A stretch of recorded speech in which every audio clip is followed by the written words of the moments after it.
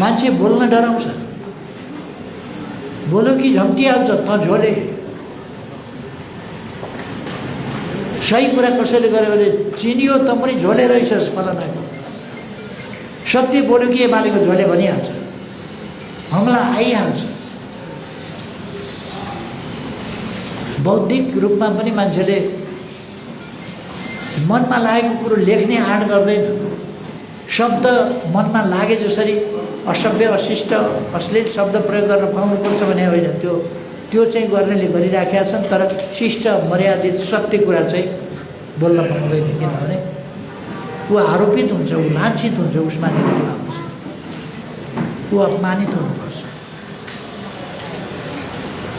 बौद्धिक हिसाबले, वैचारिक हिसाबले, अधिकार प्रयोगको हिसाबले, अथवा सर्वोपरि कुरा त जीवधनको रक्षाको प्रारम्भिक हिसाबले देश शान्ति, सुव्यवस्था, सुशासनको स्थितिमा छैन।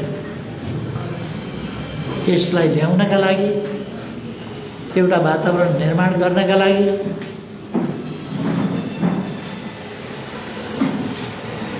यसका लागि हामी लड्नुपर्छ।